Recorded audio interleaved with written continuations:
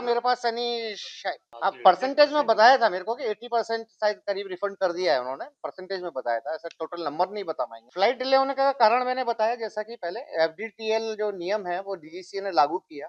उस एफडीटीएल नियम के तहत कुछ रोस्टर के लिमिटेशंस हैं, मैक्सिमम इतने आवर्स ही फ्लाई कर सकते हैं, इसके बाद आपको रेस्ट देना पड़ेगा पायलट को, मैक्सिमम 2 नाइट लैंडिंग अलाउड है उनको वीक में। तो ये सब यानी जब इन्फोर्स किया, देन यानी इनके पास जितना फ्लीट था उसके हिसाब से इनका क्रू और पायलट का दोनों का शॉर्टेज हुआ। इस वजह से उन्होंने यानी इंडिगो को कैंसिल करना पड़ा अपना फ्लाइट, वो मैनेज करने के लिए। जैसे 48 आवर्स के बाद उनको यानी कंपल्सरी रेस्ट देना है अपने क्रू को और पायलट को।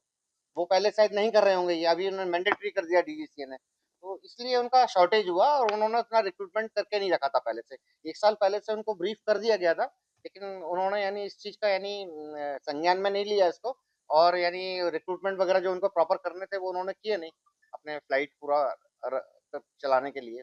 ये डाटा तो सर मुश्किल है मेरे को दे पाना ट्वीट वाला, तो ऐसा ट्वीट वगैरह तो हमको नहीं रिसीव हुए। अभी मेरे को स्टेशन मैनेजर इंडिगो से मेरी बात हुई है हाल ही में, उन्होंने ये बोला है 12 तारीख तक 2 मूवमेंट उनके कैंसिल, 9 मूवमेंट है उनके यहाँ पर, 7 अभी चल रहे हैं, 2 कैंसिल चल रहे हैं, 12 तारीख तक रहेंगे ये कैंसिल, 13 तारीख से टोटल नॉर्मलाइज हो जाएगा 9 फ्लाइट। 12 तारीख तक ये कैंसिल है, दिल्ली और बॉम्बे की कैंसिल है, इवनिंग की 2 फ्लाइट कैंसिल है अपनी इंडिगो की, ये वाले 2 कैंसिल हैं, दिल्ली राजकोट दिल्ली एंड मुंबई राजकोट मुंबई।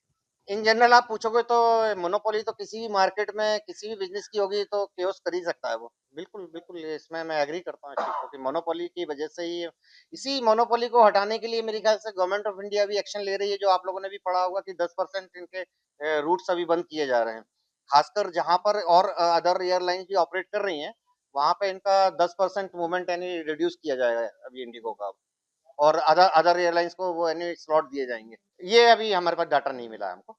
राजकोट इफेक्ट होगा उसमें की, आई थिंक मेजर एयरपोर्ट पे ज्यादा इफेक्ट होगा, राजकोट में तो ऑलरेडी बहुत कम फ्लाइट्स हैं अभी, तो ये मेजर एयरपोर्ट पे यानी इसका इफेक्ट ज्यादा दिखेगा आपको।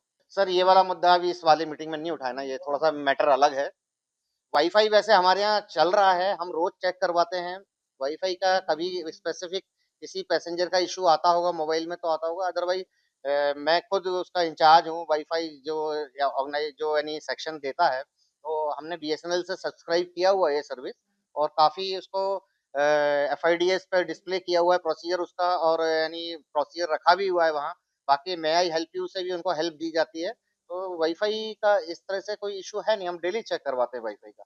किसी पर्टिकुलर पैसेंजर स्पेसिफिक प्रॉब्लम हो सकता है, ये होगा 13 तारीख 13। हाँ अभी मेरे को जो एश्योरेंस दिया है इंडिगो ने, गवर्नमेंट इंक्वायरी तो नेचुरली करेगी सर, इस पे तो कमेटी वगैरह बना के इंक्वायरी होना ही है, ये तो दिल्ली लेवल पे होगा जो भी है।